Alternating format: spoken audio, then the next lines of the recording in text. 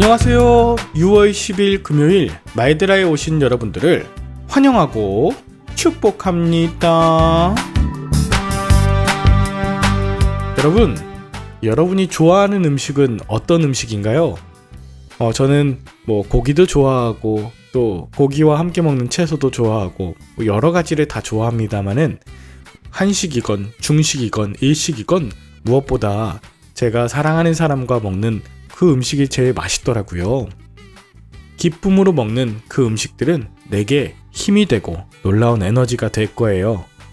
마찬가지입니다. 오늘 주시는 이 마이드라 꿀처럼 단 말씀이라면 여러분들이 좋아하시는 분들과 함께 나눠보시면 어떨까요? 여러분들이 전하는 그 마이드라 때문에 먹고 힘이 나는 아름다운 파티가 되지 않을까 싶어요. 제가 왜 이 말씀을 드리냐면 우리 마이드라 식구들 중에서 이 마이드라 말씀을 가족 카톡방에다가 올리시는 분이 계시더라고요. 맛있는 음식, 생명의 양식이 되는 마음을 담아서 오늘 힘차게 마이드라를 시작해 보도록 하겠습니다. 자, 출발! 오늘은 민수기 14장입니다. 어제에 이어서 정탐꾼들의 비관적인 보고를 들은 이스라엘 백성들의 이야기가 나와요. 본문 1절에 보면 이 백성들이 밤새도록 통곡을 합니다. 머나먼 길을 떠나 약속의 땅을 찾아왔는데 그 땅이 메뚜기와 같은 자신들이 살기에는 너무 무서운 땅이었던 것이죠. 이에 이스라엘 자손이 다 모세와 아론을 원망하며 다른 지휘관을 세우고 애굽으로 돌아가고자 합니다. 하지만 여호수아와 갈렙은 온 회중에게 그 땅이 심히 아름다운 땅이며 하나님께서 주실 곳이라고 말씀하십니다. 그러나 10절 온 회중은 그들을 돌로 치려고 하였고 이런 상황에 하나님이 등장하십니다. 하나님은 이스라엘을 전염병으로 쳐서 모두 멸절시키겠다고 하십니다. 그런데 그때 모세가 하나님께 백성들의 중재자로 나타나 탄원 기도를 드리죠.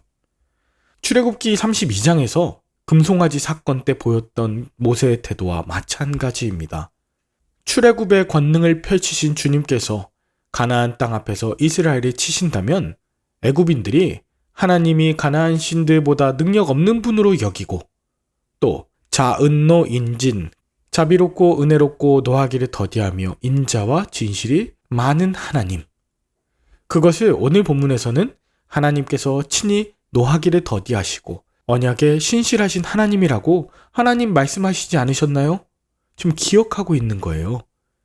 제가 제 감정과 상황으로 어떤 일을 하려고 해도 이삭이가 아빠, 예전에 아빠가 그거 하면 안 된다고 하지 않았어요?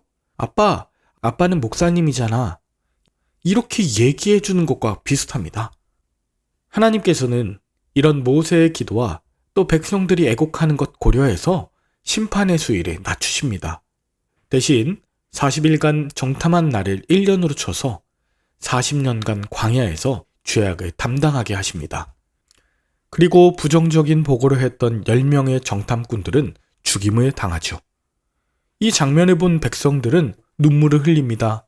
그러나 이 눈물은 죄에 대한 참회가 아니라 지도자를 잃은 것에 대한 슬픔이었어요. 여전히 듣고 싶은 말만 듣고 하고 싶은 일만 하려고 하는 자들. 그래서 본문의 마지막은 모세의 경고에도 불구하고 언약궤를 앞세우지도 않은 채 가나안으로 진격했다가 전멸하는 이스라엘 백성들의 이야기로 마무리됩니다. 끝까지 무지하고 무례하고 무법한 모습이죠. 그런데 저는 이런 이스라엘이 아니라 모세에 대해서 집중해 보게 되었어요. 모세가 정말 대단하게 보였습니다. 앞선 11장에서 자신이 구스 여인을 취했다고 비난하던 미리암을 위해서 중보하였고 오늘 본문에는 자신을 원망하며 반역을 일으키는 이스라엘을 위해서 간구하고 있었기 때문입니다. 모세는 어떻게 이럴 수 있었을까요?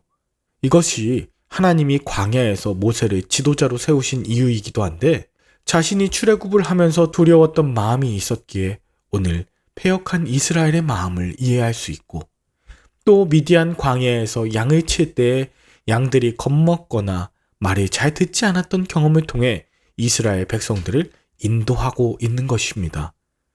하나님이 보실 때 이렇게 온유하고 충성스러운 모세였기 때문에 그는 리더로 쓰임받고 있었습니다. 참 그렇습니다. 리더는 백성이 연약하다고, 못났다고, 부족하다고 결코 버리거나 모른 척하지 않습니다. 내게 상처를 줬지만 온 마음으로 백성을 사랑하고 또 온몸을 던져 백성들을 지키는 자입니다. 그 백성들 중에 아픔이 있다면 그것을 찾아가 위로하고 함께 기도하는 자입니다. 그 모세와 같은 자가 제가 되길 원합니다. 이 말드라를 들으시는 분들 중에 가정에, 교회, 또 사업의 리더자들 계실 겁니다. 이스라엘 백성들처럼 여러분의 마음을 아프게 하고 하나님의 마음을 아프게 하는 자들도 분명 있을 겁니다. 반역한 자들, 불신과 부정적인 말을 하는 정탐꾼들은 하나님께서 심판하실 테니 우리가 해야 할 일은 모세처럼 하나님 앞에 엎드리는 것, 또 온유함을 끝까지 잃지 않는 것임을 믿습니다. 또 한 가지, 오늘 제가 말씀 통해서 주목해야겠다고 여긴 것은 바로 여호수아와 갈렙입니다. 절대 다수가 꼭 옳은 것이 아니라 하나님의 뜻을 따르는 소수가 맞을 때가 있다는 거예요. 오늘 본문에서는 패역한 이스라엘이 다수였지만 비록 하나님의 뜻을 따르는 여호수아와 갈렙이 소수였음을 주목해야 합니다. 세상에 정말 못되고 부정한 자들이 더 많은 것 같지만 하나님 나라의 백성다운 샘플이자 롤모델, 그런 소수가 되어서 이스라엘과 이 민족들을 일깨우는 사명이 저와 여러분들에게 있습니다. 사랑하는 말들아 여러분, 오늘 여러분들은 본문 속에서 절대 다수이자 10명의 정탐꾼, 또 패역한 이스라엘을 주목하시나요? 아니면 여호수아와 갈렙, 또 모세를 주목하시나요? 반역을 일으키는 자들의 군중심리와 판단에 주목하시나요? 아니면 하나님이 과거에 하셨던 말씀과 하나님의 성품에 주목하고 계신가요? 비록 어렵고 힘든 광야길인 듯 보이지만 우리가 가야 할 길은 분명합니다.